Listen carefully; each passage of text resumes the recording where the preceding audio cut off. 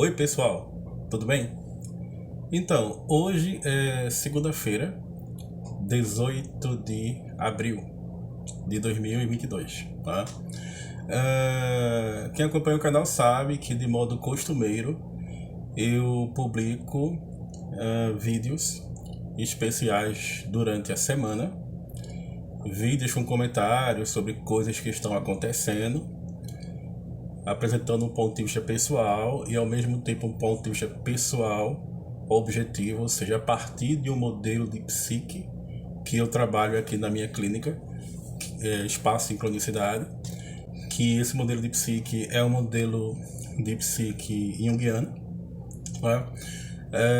Que é o modelo de psique mais abrangente que eu já encontrei, né? Eu estudei Freud, estudei Lacan, estudei psicanálise, behaviorismo, fenomenologia, Gestalt, e estudei esses assuntos, né? E aí o mais abrangente que eu encontrei foi Jung, é por isso que eu trabalho com Jung. Esse é um dos motivos pelos quais eu, enquanto psicólogo, eu trabalho com Jung. Além de Jung ter realizado uma síntese psicológica formidável, tá?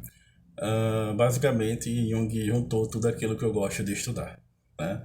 Mas também, assim, pelo grande potencial empírico, pragmático, né? Prático, transformador dessa clínica tão apaixonante, tá?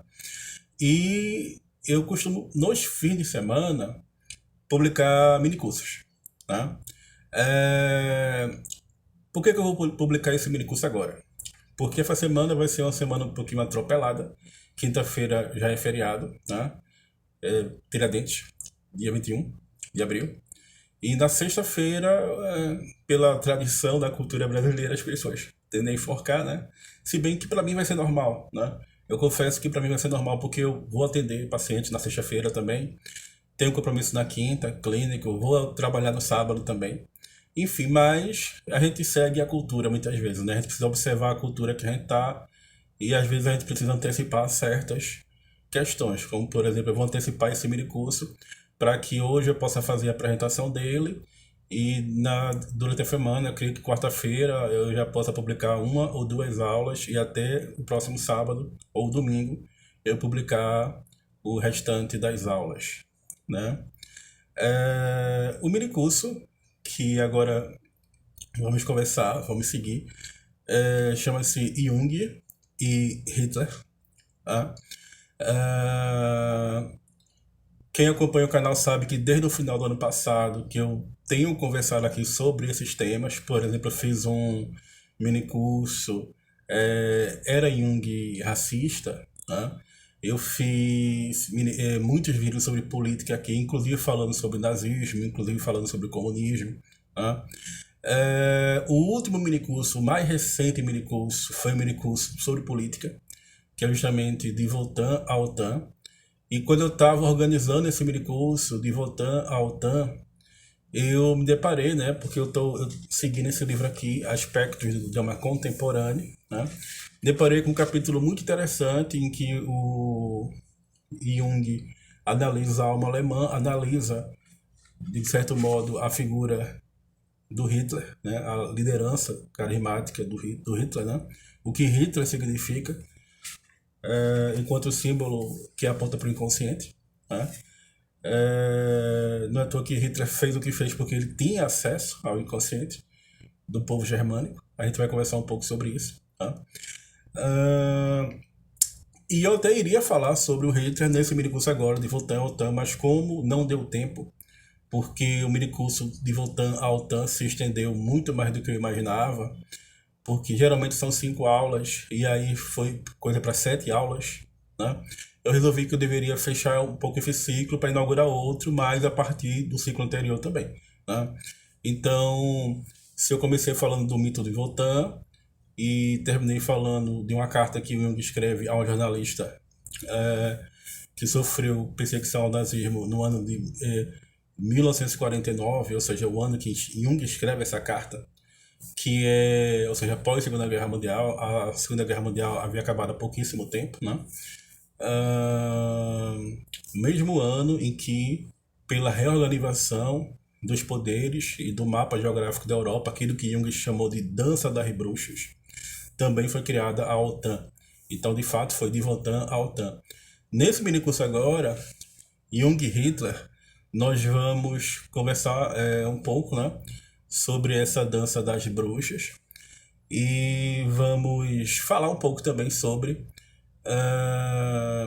a psicologia das massas e a psicologia dos processos coletivos, né? Eu sei que está rolando no mundo junguiano, nesse exato momento, né, uma polêmica, né, a meu ver, má integrada à consciência dos próprios junguianos, uma polêmica que foi levantada pelo Christian Dunker, né? Então alguém poderia dizer, Álvaro, tu está se aproveitando de uma situação e tal, mas veja, são temas que eu já estava trabalhando aqui no canal desde o final do ano passado, certo? Muito antes de qualquer polêmica surgir, né? E é apenas a continuação também do minicurso passado. Se você está conhecendo o meu canal agora, por esse vídeo, aqui no canal eu já tenho cerca de 125 aulas clínicas sobre Jung. Então já fiz cerca de 125 aulas clínicas sobre Jung, em que eu falo de emoções, neuroses, psicoses, sincronicidades, em que eu falo sobre como atender crianças na clínica junguiana, em que eu falo sobre os arquétipos e o inconsciente coletivo. Aqui tem minicursos sobre alquimia, né? Minicursos sobre simbolismo comparado, minicursos sobre religião, enfim, minicursos sobre vários temas que o Jung lançou ao longo de sua vida. E quase 300 vídeos, cerca de 300 vídeos falando sobre Jung. Então, não é algo que eu estou começando agora, né? São quase 300 vídeos sobre Jung aqui no canal e mais de 100 aulas clínicas sobre Jung aqui no canal, 125 aulas. Com esse minicurso irá para 130 aulas, porque é uma aula de apresentação mais 4 aulas de aprofundamento, tá? Então, assim, pessoal, eu convido vocês a assistir, né? Sobre a polêmica que o Christian Dunker levantou, objeção que o Christian Dunker levantou, que por sincronicidade, né, entra em afinidade eletiva com o que eu vou falar agora. Não me espanta, por quê? Porque faz parte do trabalho científico o questionamento e o levantamento de objeções, né? Trabalhar com problemas diariamente é típico do cientista. Karl Popper dizia, né? A ciência começa e termina com problemas.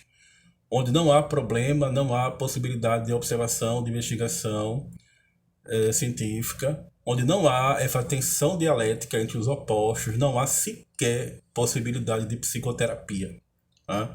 Onde não há busca por um centro, a busca por um equilíbrio entre os opostos, não há possibilidade de análise junguiana, certo? Eu só fico chateado, assim, eu só fico impressionado com algumas reações de junguianos que eu vi, a meu ver, algumas histéricas, né?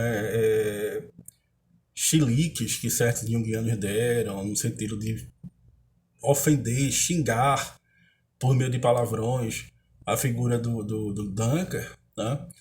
Que sim se baseou em fontes pouco confiáveis e principalmente no referencial teórico bastante incompleto. O Dunker não é um junguiano, ele não conhece profundamente a obra do Jung.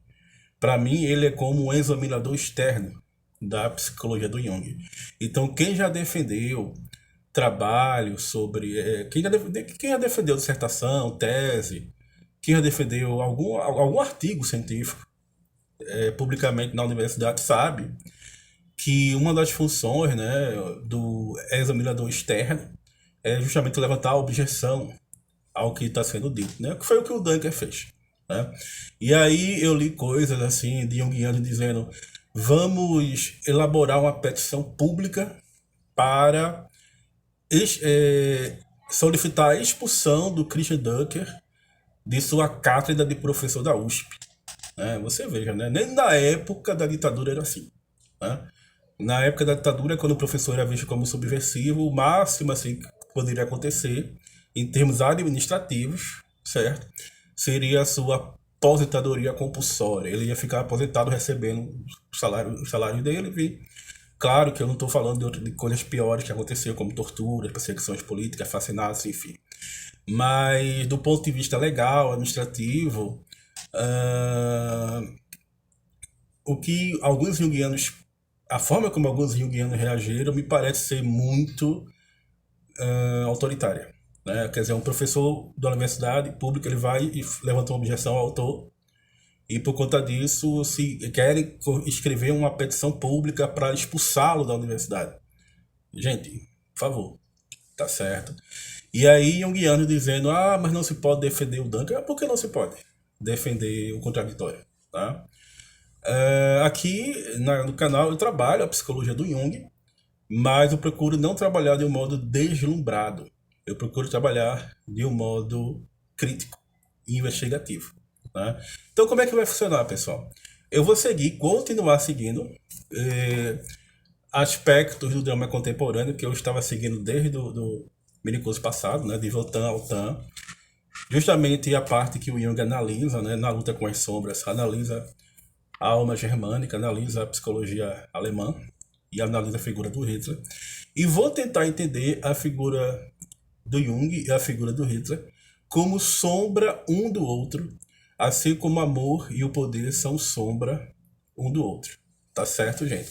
Uma chave explicativa, uma chave interpretativa que nos ajuda a pensar, que pode nos ajudar a pensar, é justamente o fenômeno da individuação, que para Jung parte de um processo de assimilação, de adaptação às normas coletivas.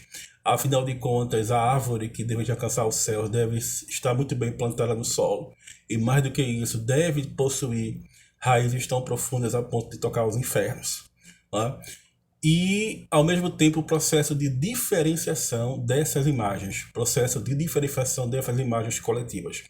Aqui no canal eu fiz um minicurso chamado A Importância das Imagens Arquetípicas para o Processo de Individuação, que é um curso de alquimia, que eu recomendo quem quiser acompanhar um pouco sobre esse tema. Né? E contrapor o processo de individuação justamente à lógica perversa, destrutiva, da ideologia coletivista do nacionalsocialismo, ou seja, do nazismo. Né? Por quê? Porque o nazismo é justamente o oposto da individuação. Tá certo? Porque se na individuação eu preciso assumir a minha jornada de herói, né? Eu preciso assumir a aventura de uma vida, uma vez que a vida clama para ser vivida e a vida precisa ser conquistada todos os dias. O processo de individuação ocorre quando existe a possibilidade de diferenciação dessas imagens que pesam sobre o indivíduo. O caso do nazismo é justamente o contrário, é a massificação, é a lógica destrutiva coletiva e suicida do nazismo. Para mim, o nazismo representou o suicídio da alma alemã naquele momento, nega qualquer possibilidade de individuação. Tá?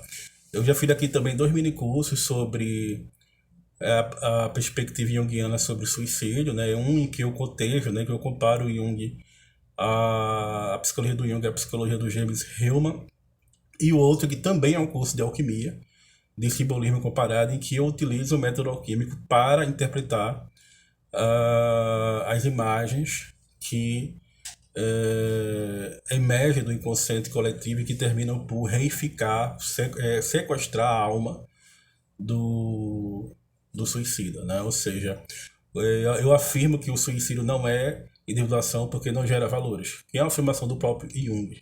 Né? Então, de um lado, a gente tem a criatividade, a espontaneidade, a luminosidade da psicologia do Jung e a possibilidade de individuação, de adaptação, de assimilação, de diferenciação das imagens arquetípicas, uma vez que você também descobre o sentido da sua vida na atitude consciente, a partir da clínica do Jung, verificando, observando que mito a tua vida está expressando. E do outro lado, você tem a anticivilização, a sombra desse processo. A anticivilização, o discurso coletivista do Partido Nacional Socialista, do Partido Nazista, discurso coletivista totalitário, aniquilador da civilização, certo? Então, são dois opostos radicalmente muito diferentes. Né? Então, a partir desse ponto de vista, de um ser na sombra do outro, nós vamos tentar trabalhar a questão da individuação, né? E também a questão política. E como essa política pode ser vivida a partir de um ponto de vista que favoreça essa individuação. Tá? Então é isso, pessoal. Muito obrigado.